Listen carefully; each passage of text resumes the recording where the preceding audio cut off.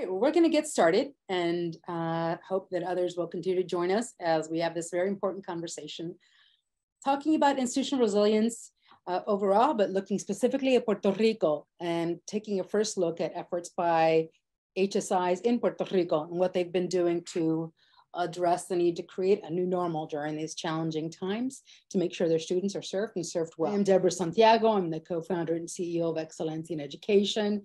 It's great to be with you. With me, I have my colleague, Emily Lavandera, who is our Director of Research here at Excelencia in Education and one of the co-authors with me on the report. He'll share a little bit of the summary. We have the good fortune of having President Avidan Rodriguez from the University of Albany, SUNY, as well as the President Rafael Ramirez Rivera, who is from the Inter-American University of Puerto Rico system. And Rafael and his team were one of the 5 institutions that participated in helping educate and inform us about the conditions and opportunities in Puerto Rico in addressing institutional resilience. It's an august group that we want to share a little bit of our conversation with you. Let me give you a little context before I hand it over to Emily as to what we were trying to accomplish in putting this piece together. First, why Excelencia? Why were we looking at Puerto Rico? At Excelencia in Education, we've been fortunate for the last 19 years to frame issues looking at Latino student success and how to accelerate Latino student success in higher education. And we've always included Puerto Rico because all the students who are there are US citizens. These are US institutions. And in the aggregate, it's the second largest Latino group in the US. And to not include them would really be excluding a significant part of our population in higher education overall, and certainly of Latino students. And it's been important for us to see because, as you will hear in the research, these institutions on the island and this community has encountered so many challenges that they've had to constantly adjust and adapt. And it's one of the reasons we wanted to really focus on their resilience and identifying with each challenge and each, they've created opportunities to make sure that they stay true to their mission and effort. And for us, the idea of Puerto Rico kind of being a bellwether, given the confluence of challenges that other institutions in the continental US should be paying attention to, is a critical premise for us as we try to understand the challenges and the opportunities of leadership on the island, as well as what others can learn from. So this is really about the institutions and HSIs in Puerto Rico, but also institutional resilience and what those in the continental US can learn from and understand, maybe see as that we end up having to continue to address many of these challenges in all throughout the US, but specifically in some of our rural communities where we see a convergence of a lot of the challenges we saw in Puerto Rico, also in those areas of demographic shifts and financial challenges and opportunities for consideration. The last part of it that I want to just give a little context before we get into this is really thinking about this issue of resilience. What does that mean? And we spent a little bit of time with our institutions in Puerto Rico talking about how they had to adjust and adapt to create a kind of a new normal in an environment where they didn't have control over things like natural disasters and fiscal austerity. How do they keep their eye on the prize of making sure their students were served and served well? And that really meant, for many of them, we kept hearing time and again, their commitment to serving their students and meeting their mission was what continued to inspire them and to persevere despite so many of these challenges to make sure their students were served and served well. I think there are elements of that really resonate. And then the last thing is that, we worked with 5 institutions and there are many more on the island, but we had the good fortune of having partnerships with some of these institutions and the great good fortune of working with some colleagues, Margarita Benitez, who was working at the time with the Fundación and is working with us as a senior associate, and Hilda Colon, both very knowledgeable about the institutions of the island, very well connected, very experienced, that helped inform Emily and I and Cassandra as we put this piece together. So this is not intended to be representative of all institutions, but certainly indicative of what we see as possible in institutional resilience. So with that as a basic framing and knowing that our colleagues are with us, I'd like to hand it over to Emily Lavandera, who's going to tell you a little bit more about what we found in this research. Emily?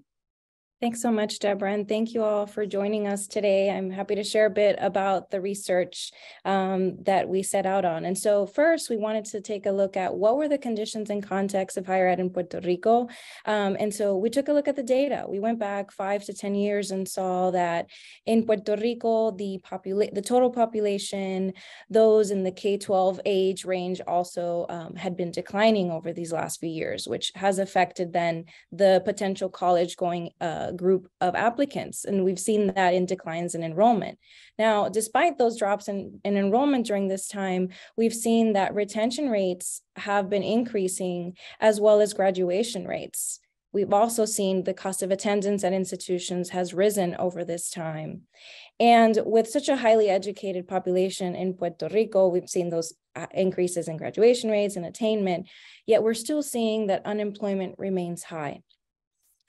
So diving even a little deeper into more of that context of higher ed in Puerto Rico, and Deborah alluded to some of this too, is that the number of HSIs in Puerto Rico, there are 61 Hispanic-Serving Institutions in Puerto Rico, and we share here a bit of the breakdown by sector. And as you'll see, the majority of those 61 are the private four-year institutions, 43 of those, 4 public 2 years and 14 at the public 4-year level. So we've seen during these last 5 or so years that universities and colleges all over have faced different challenges, different changes in enrollment, fiscal disruptions. But with Puerto Rico specifically, we've seen that there's been a convergence of challenges over these last few years. And we named 5 of those major ones here, which have included, they faced natural disasters, hurricanes, earthquakes, demographic changes, as we mentioned just before, outmigration of the younger population. We've also seen a fiscal austerity, governance changes, both at the elected official level and as well as the institutional leadership changes. And of course, something that has affected us all around is the ongoing COVID-19 pandemic. So we set out to learn more from 5 HSIs in Puerto Rico. And we've shown that here in this map to show you kind of that breadth of diversity amongst them. They're these 5 across the island.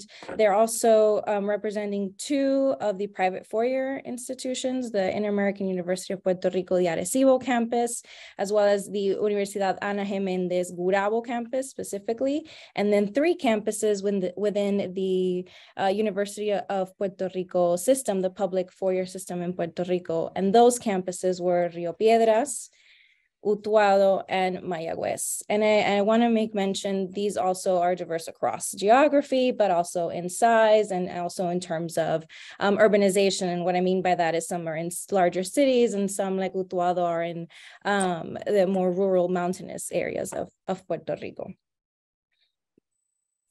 Now, from the interviews and in conversations with institutional leaders, administrators, practitioners at these 5 HSIs, we've learned that HSIs in Puerto Rico are resilient. We heard 4 key strategies from the 5 institutions that focused on 6 different areas and their actions in order to sustain and adapt over this time. And so here we share some of those. So sustaining institutional management. These institutions focused on the fiscal and budgetary constraints they were going through, as well as the effects of the ongoing pandemic. And so they restructured academically, administratively, they sought external funding, but they also adapted their technology and the course offerings and program offerings for their students in order to make sure that that educational quality was never hindered and that they sustained that for their students. We've heard a little bit about the demographic changes and drops in enrollment. And so to face that, these institutions address their management, their enrollment plans and expectations. And we heard from institutions that they were more intentional in their recruitment efforts. So some, reached out to their communities, their service areas, some focused on adult learners. And we also heard of institutions adapting and pivoting and reaching out and expanding to the mainland, here onto the continental US and the States. So with shifting that focus from the institutional management and managing enrollment, we also know that these institutions wanted to continue to support their students. And they were doing that by supporting student pathways, also preparing their students, not just for graduation, but what comes after and post-completion. We saw them address students' basic needs, providing food, meals, increasing their, additional emergency aid during the pandemic, but also maintaining and improving the quality of education that these institutions were providing for their students. And in terms of the post-completion, we mentioned the increase in graduation rates. These institutions also were focusing on making sure that their students had opportunities to be involved in research, had career services available to them, internship experiences, and also had supports to consider going on and continuing their education at the graduate level, and also connecting students to Puerto Rico's workforce. Aside from hearing from the institutions and all these efforts in resilience through all of those compounding challenges that they've been experiencing in these last several years, we also wanted to hear and lift up the voices of students. So we had held student focus groups, of course, virtually, given that this was during the height of the pandemic, these last two years.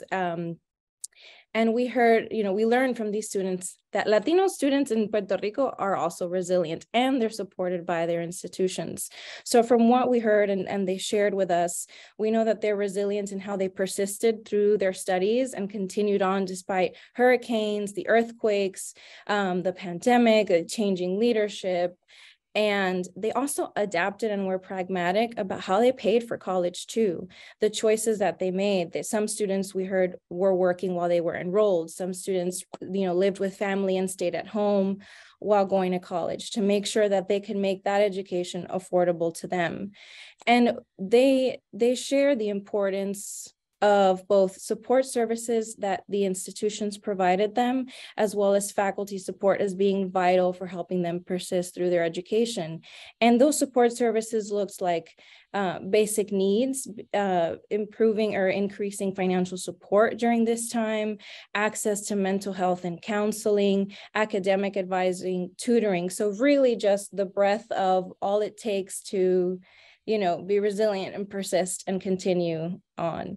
And their support from faculty, they expressed with the empathy and the adaptability and the pivoting to online learning that really helped these students throughout this time.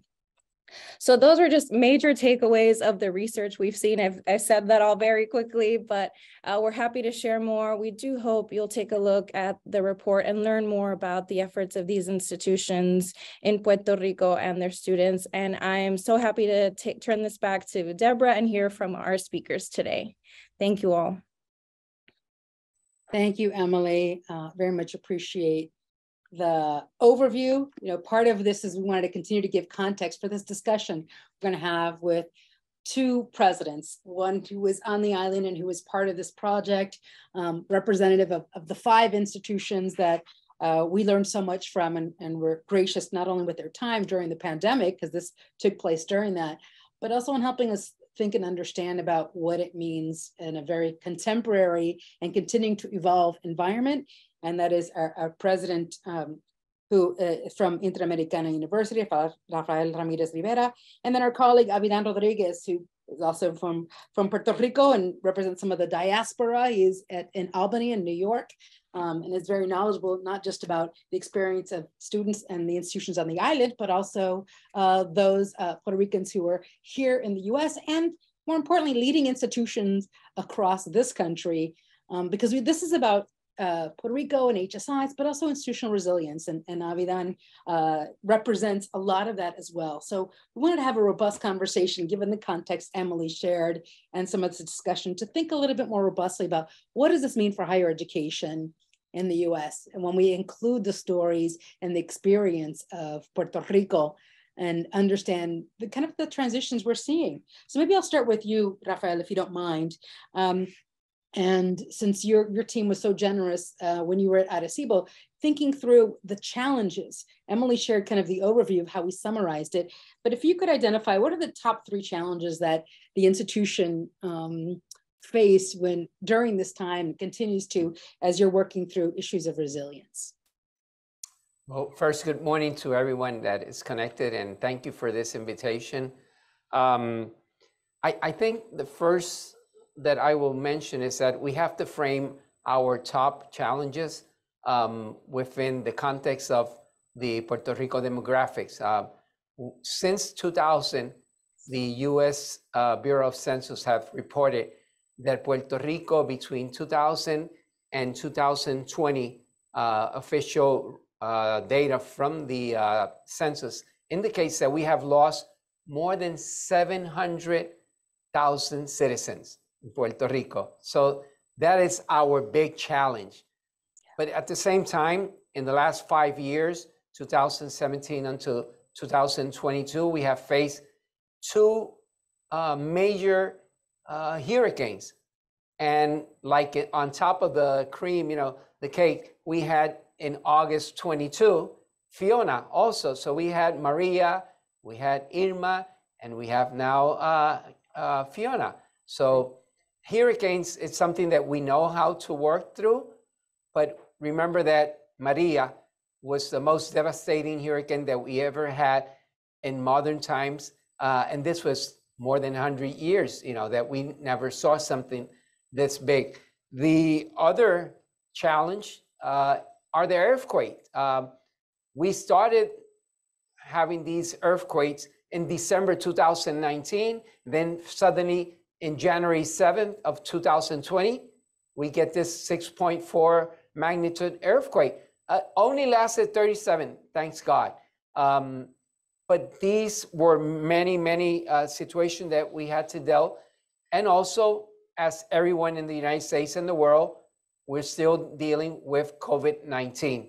I was looking for a definition of resilience, and I thought it was very nice to share with you that the UK Board of Institutional Standards, they define institutional resilience, and I'm going to quote very quickly: the ability of an organization to anticipate, prepare, respond, and adapt to ever-increasing changes and sudden disruptions in order to survive and thrive. That's what we have been doing with all these challenges. As I said, and their focus is very nice because they summarize them in how did we survive to these challenges? How did we stabilize, and how did we rebuild? And that's what all the institutions have been doing in the past 5 years. And I have to quote a book which is excellent. I'll recommend it, All In. Adrian Gostick, he just says that, you have to build a culture of how people get involved of major challenges when you disrupt your operation. That's what happened with our two major hurricanes and earthquake. They change our life. There's sectors of Puerto Rico in the south that they have lost more than 35% of their population. And we don't know the official numbers, but 21 and 22, we have also lost population. This is very important not to mention that we should not look at this. And looking a little bit with COVID-19, remember that we had to do so many things in our institution, and I applaud every institution that did it, because Inter-American University of Puerto Rico had more than 300 programs. Of those, only 77 were fully online. So we had to change the entire culture of the university to move into this like everyone else. And we are still seeing the consequences, because part of the consequences are that many students don't want to return to school and they want to stay online. They have 2-3 jobs, part-times, and they have a family. Also, the demographics are changing, but their characteristics of our students are changing rapidly. Right. Thank you, Rafael. And I think the one of the issues is identifying the challenges. The other is thinking through what are some of the ways that your institution addressed those kinds of challenges. So if I could just get, and I know that there are many things we're going to go into a little bit, but just the highlight, and then I'm going to turn to Avidan to just get a little bit more understanding of this issue of challenges and resilience. But Rafael, some of the things that you could highlight that your institution was doing, because it's not just identifying the challenges, how did you survive and thrive, which is, I think, part of the definition you raised, but also as we think through, what does it mean to be resilient in this day and age when you've got all these things happening at once? Well, I think that the commitment of our population, faculty, students, and administrators have been willing to give more time of themselves and changing the mindset that we had before when conditions were perfect. Like, just to add into our student services, that before it was just regular counseling, but now we have more than that regular counseling, where we have to add the psychological counseling, we had to add mental health, we had to add emotional help. And basically in our university, since we are founded with Christian ecumenical heritage, is that how we work with the spirituality of our population, our community. That's very important for us, because if every single day we learn something that we still have to adapt and change as we go on, because the situation in Puerto Rico gets worse. And now with addition of financial struggles, and at the same time, social problems that are raising, and like the shootings in the United States, well, we have things that are occurring in this first month or two that are still affecting the operations of our universities. Yeah. Thank you very much. I think that, as we kind of what is the new normal, although it continues to evolve, is key to what you're sharing. So thank you. We're going to get into a little more details about what your institution and endemic of what the other institutions on the island are doing. And I appreciate you doing that. Avidan, let me ask you that same question. You again know Puerto Rico so well, and you're also leading an institution here in New York. So, what are the challenges, and do you identify with the kinds of challenges and opportunities that Rafael was mentioning in his case? Well, good morning, everybody. Muy buenos dias, and thank you to all our audience for being here with us. Thank you, Deborah, and thank you, Emily. Thank you, Rafael, and especially thanks to Excelencia in Education for putting this critical panel together. It's a critically important panel to discuss these very, very important issues. I appreciate the report that Emily reported on.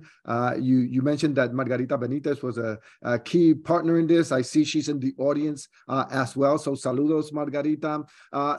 And this is a very important issue for all of us as presidents of institutions of higher education and as leaders of systems, right? In terms of the major challenges that we've confronted recently in the past few years, right? The first three things that come to mind are student mental health and well-being, enrollment challenges, and financial impact, right? And these are things that you refer to in the Excelencia report, and things that Rafael also refers to as well. And these factors can all be encapsulated in terms of the disproportionate impacts that COVID had on our communities as a consequence of this. So it wasn't that COVID created student mental health issues or created enrollment of financial issues, but COVID exacerbated these issues and brought them to the forefront in our institutions of higher education. And again, the pandemic did not impact all communities equally. As you know, communities of color, both here in the mainland and certainly in Puerto Rico, our compatriotas in La Isla del Caribe, were disproportionately impacted by COVID-19. For example, many students of the University at Albany come from parts of New York City that were the hardest hit by COVID-19. And we are also one of the most diverse Research One institutions in the country. And so we also felt those disproportionate impacts of COVID-19 on our communities here at the university. But in this regard, as we try to build more resilient communities as an institution of higher education, we have also done considerable research in this area of minority health disparities. And so, in fact, when we look at our community, where we have a high proportion of underrepresented minority students, particularly Blacks, African Americans, Latinos, Latinas, first-generation, low-income students, we see how COVID significantly and dramatically impacted them. And we had to change and modify some of our practices in order to deal with these issues as an institution of higher education. And I think that as a result of COVID, we were able to better focus on some of the challenges and what we do about them. For example, the University at Albany was commissioned by the state of New York to lead a study on the disproportionate impacts of COVID-19 on communities of color. We established a research collaborative, interdisciplinary, focusing on these critical issues.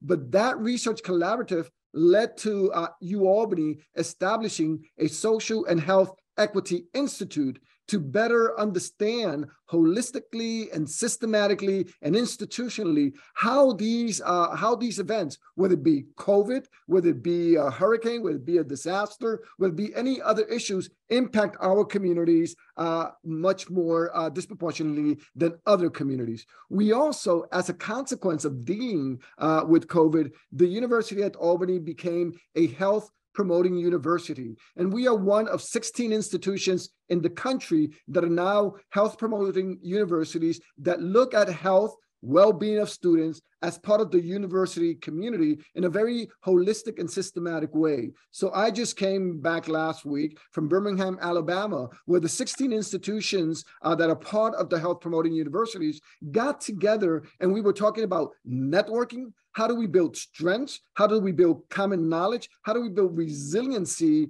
to deal with these types of issues? And so as a result of COVID, we were able to come together as a community. We were able to become a health promoting university. We were able to discuss the issues, the challenges, the strategies, and the opportunities, and how do we work together to continue to build institutional resilience, not only across our institution, but across the country as institutions of higher education. Wonderful. Thank you, Avidan. You gave some very powerful examples in thinking about your efforts to take head on some of those challenges going on. You know, I often think one of the reasons we had to take a look at Puerto Rico is, you know, too often we don't focus on these institutions that have this convergence, and from a funder perspective and from an opportunity to see the kind of leadership role these institutions are playing, what we found is that there's a lot of hard work that's being done outside of the mainstream, not getting the spotlight to address some of the issues that you raised, Avidan, but we're seeing institutions that have limited resources and a convergence of challenges figuring out how to, as you said already, Rafael, survive and thrive. And so I want to pitch it back to you, Rafael, because we know we had the good fortune to hear from you and our colleagues at University of Puerto Rico, the 3 campuses, as well as the Ana Jiménez system, to think through a little bit about those efforts in Puerto Rico, which we know there's the cost of living is very challenging, and the level of poverty is very high. So you have additional challenges that you have to confront in trying to be resilient. So can you just share with us a little bit more about what you were doing in Interamericana, which is where you have leadership, that maybe give examples of what others could be doing to be more resilient? Yes, and I think, you know, demographics and financial challenges are the main things that we have to be focusing right now, because in terms of the demographics, as I said before, this is affecting all the sectors of the university in terms of how is our new student population? Where are they? Do they want to continue with the same mode of education that we were dealing with before? So we have to focus not only at the institutional level, but at each of the regions where we have a campus. Right. There are different activities that are going on, because just a matter of fact, when you look at now how important was the evening session for all the universities, how that have changed suddenly. And most of those students are saying, I need to be in a hybrid format because I don't know if I have a job that it's during the evening, or I don't know if it's during the weekend or during the day. So these are big challenges that we're looking at right now to accommodate those students with what they need, but not what we are thinking that our offer will maintain the same. And I think the other is the financial challenges. Yes. We have to recognize that within the past 2 years, if it wasn't because of the federal assistance that was provided with the 3 acts that were approved, the CARES, CRASA, and ARP, I will say that most of our institution will be struggling worse than we were struggling, because these were assistance that were provided directly to students and to the institution. So those that we provided those funds to the institution, even with our institutional share, we had to recognize that part of these funds were going directly to our students, Right. paying their debts, allowing them to stretch, when they were going to need more time to complete their requirements of each of their courses. And we are still in this process of, after the hurricanes, that we are serving our students in many different capacities because they are still looking for our assistance. And especially, as Abidan was saying also, the component of health, the emotional stress that they're going, but don't leave it there. We have a component that we also have to look. Employees, how has that impacted us emotionally and in mental health also, and especially in that part of spirituality? How can we help them just, move on? Because none of the federal regulation changed, none of the state regulation changed, and we are still trying to adapt ourselves with all the regulations. And financially, it was great, but there was more needed in terms of how can we manage. And I think this will take us at least 2 more years before we can move on. Right. Yeah.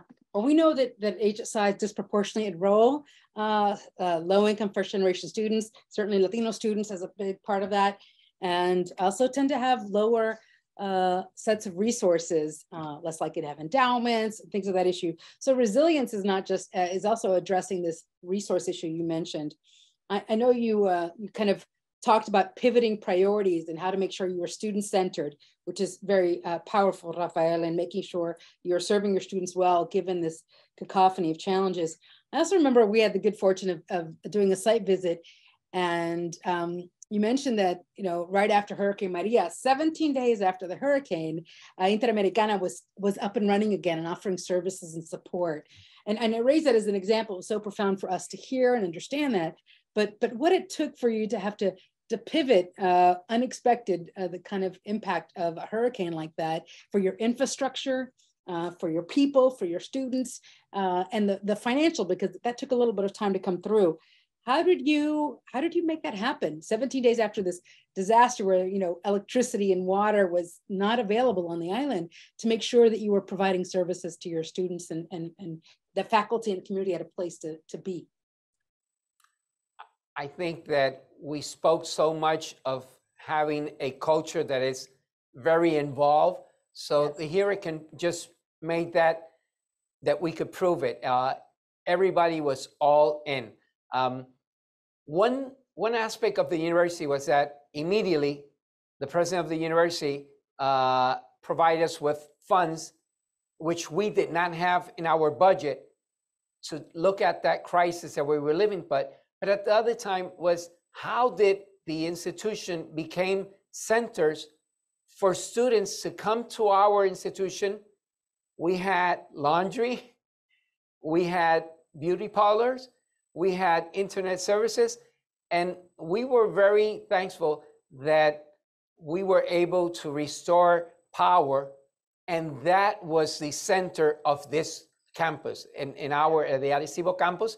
And I'm speaking like the other campuses because just like Arecibo did in 17 days, the rest of the campus did the same thing, and I guess the other universities. But we were providing those services that were needed. Like when the National Guard approached us, how can we help you?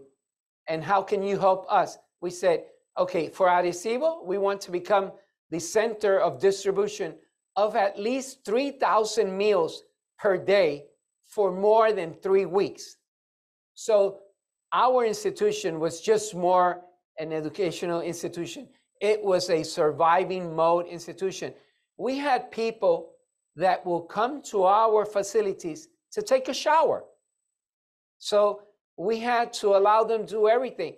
We had different schedules for our employees in which they needed gas and they had to go do those lines for 4, 5, 6 hours. So they will come 1 hour and they will help us with the gardening. They will help us cleaning up classrooms and laboratories. And I think we are very blessed that also, as of today, we were able for the entire system to put power generators in each one of these campuses, because now if we have another hurricane that is this so bad, at least we're going to continue to be that community center in which we will serve not only our students, because students were coming with their parents also, and even the immediate families that live near the campus, we were also part of their health and social environment to provide them that assistance. So you were serving the students, but also the community, which is truly part of serving, which is part of the mission of the institution and your commitment overall, not just limited to one area and focus. And you had a mindset, and you had the personnel that had a similar mindset to get it done. Let me add something. Okay. Also, because of this situation at the Arecibo campus, we're working on a healthcare center, which will be to provide services for the entire community. And we have other campuses like Metropolitan Campus that they have a clinical laboratory. So we are also offering our population, our community, services that before we were not providing. And we have several of our campuses that have psychological clinics already. Right. So we're seeing that in every challenge is an opportunity. I think we heard the same thing from UPR Utuado and Mayagüez and Ana Jimenez, trying to find ways to make sure to serve others while meeting mission. Although that meant some constraints of programming, programs that were offered, and campuses and locations. So there is a constriction while there is an expansion of work concurrently, right? Thank you. I'm going to come back to you a little bit because I think I'd want to understand a little bit more about what this means in the broader context. And maybe returning back to you, Avidan, thinking through, I know you know this kind of context very well. We also had a large influx of Puerto Ricans come to the mainland, what we call kind of the diaspora of Puerto Ricans. And now, for the first time, I think in 2020, there are more Puerto Ricans on the continental US than there is on the island. Some perspective that you could share with us, given that you know that space also well, about how the challenges that would happen in Puerto Rico and that confluence, some of the impact that created this growth in diaspora and the connection to the island.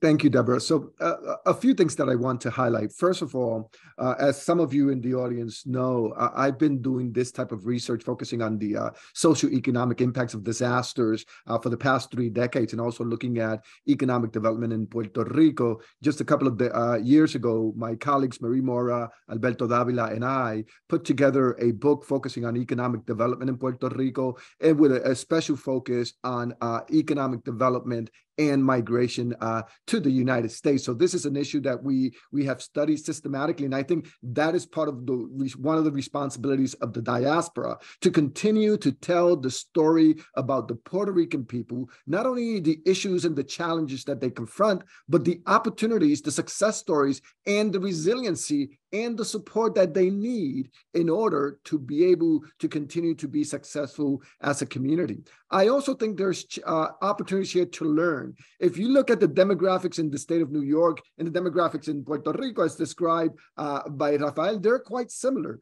Declining population, declining birth rates, aging of the population. And so what are the demographic impacts that those have in the state of New York or in higher education in Puerto Rico? Of course, we haven't suffered through a number of hurricanes, a number of earthquakes. We did suffer through, obviously, the impacts of COVID-19. But this exceedingly high rates of poverty, the economic development that has impacted Puerto Rico for decades, and the very low income and high unemployment rates of the Puerto Rican population has led to massive migration from Puerto Rico to the U.S. mainland. This is not new. We saw a massive migration, one of the greatest migrations in U.S. history in the 1940s following World War II of Puerto Ricans coming to the island. Again, this was exacerbated in the past few decades, and certainly also as a consequence of COVID. New economic opportunities, search for upward mobility, and searching for well-being for Puerto Rican families has led to a significant migration of Puerto Ricans from the island to the mainland, which has also exacerbated the demographic conditions in Puerto Rico, right? So we are now one of the most elderly, if not the most elderly population across the world, given these migrations. And as you well said, Deborah, today there are over 3 million Puerto Ricans on the island and over 5 million Puerto Ricans on the mainland. So the diaspora and its numbers is significantly larger than the population that remains in Puerto Rico. So we have to think about ways in which we can continue to tell the story, to see how we can work collaboratively. And for example, just following Hurricane Maria, there was this major effort. New York stands with Puerto Rico, and I co-led the effort of SUNY stands with Puerto Rico, in which we deployed over 1,000 students, faculty, and staff to help Puerto Rico in the disaster relief and recovery efforts.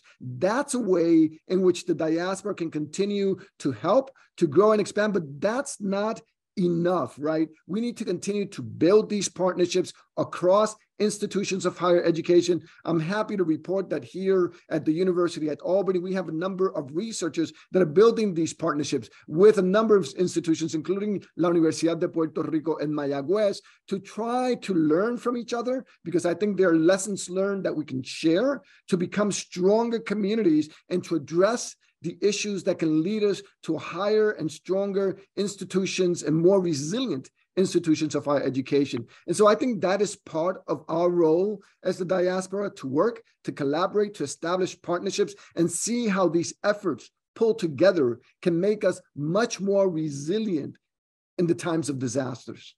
Yeah. Thank you so much, Avidan. I think that's, as somebody who represents that diaspora, part of this is telling the story and bringing attention to the kind of trend setting and leadership of the institutions that we're talking about here. When you think about 3 of the institutions in the University of Puerto Rico that each had their opportunities and challenges and how they're confronting them still with this fiscal austerity and promesa, and thinking about the governance shifts when we had, you know, the governor who was recalled, and then finding ways to make sure that we have transitions and that the focus on the mission and students continues. That's part of those that stayed on the island and continued to lead.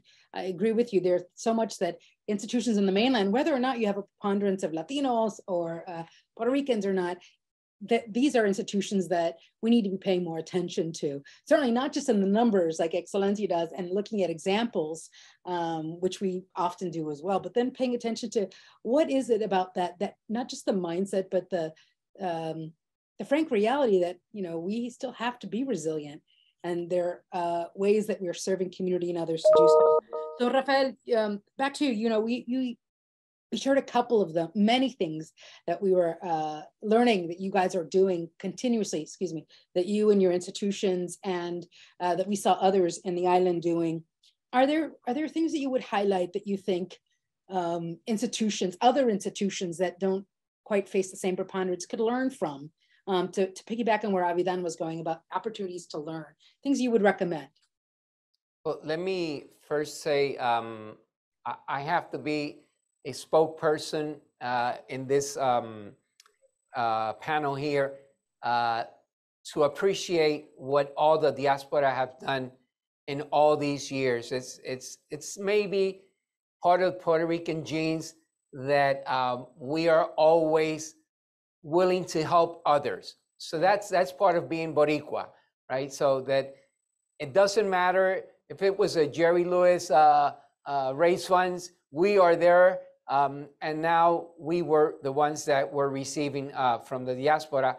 And as like Avidane said, and I'm more than appreciated for what the New York State have done, which is my home state where I was born. But you know what we have learned, and maybe we could share 4 words. Yeah. Anticipation, preparation, flexibility, and collaboration. Anticipate what? The risks that we can encounter for any of the major disasters. We have seen in the past weeks how Turkey and Syria have lost many, many people, and how many are suffering because of an earthquake. Thanks God that our earthquake, it was 6.4, but we didn't have the devastation that these 2 countries had right now. So how do we anticipate and get prepared for different natural disasters that we cannot control? How do we prepare, especially in our budget, institutional budgets, which are so tight for universities? How can we provide funds or equipments that are there before we confront these situations? This is very key, because it's just changing how the formulas of a budget is constructed. Yes. And especially when the risk that we are facing now, that starting in July 1st, 2023, we won't have the financial help that we were receiving for the past 2 years. And thanks God also that they extended 1 more year, because there were so many demands for the same products and services that we were needed, that the federal government extended the times that we could spend it. So we had 1 year to get prepared. At least our institution, which we have a strong endowment fund, has been helping our institution to maintain this stability that we need, because we don't need our students to suffer. Flexibility. I think this is one of those concepts that we need to be more flexible in trying to understand that things, in order to get to a new normality, because we're not going to be going back to normality, because we already suffer this, but we need to be more flexible on what does our students need? What does our employers need? How can we serve them better and put less restriction? Our universities are full of rules and regulations that not only state and regular and federal regulation, even the ones that we impose ourselves. This is something that it's a change in how we operate. And finally, and this is, I'm going to say it very loud and clear, collaboration. We are an 11 academic unit university that we are all in of collaboration right now, because there's no reason that we should think that the competition is only those that doesn't have the name of Inter-American. It's everyone, because as we see the population decreasing, it gets worse. But let me tell you something which I think is one of the accelerators of our economy that is affecting Puerto Rico. And I'm not going to say names here. I'm just going to tell you the action. When we continue to see a $39, $49, or $69 one-way ticket to leave the island and not know when is that return date, this is something serious. That I know that these companies that offer these special rates, it's affecting us, because then people will just go, and it reminds me so much when my parents immigrated to the United States back in the late 40s and the early 50s. They bought a one-way ticket. And at least in my case, my parents spent more than 18 years trying to return to the island. Right. So we have to be all in. We cannot just operate with some rules that will take advantage of our critical situation. So what can we learn? I could say anticipation, preparation, flexibility, and collaboration with everyone: NLGs, government, private companies, students, and citizens in large. Thank you, Rafael. Let me add one part to that, because I think it's implicit, but it was so important in what we learned as a team from listening and learning from you all.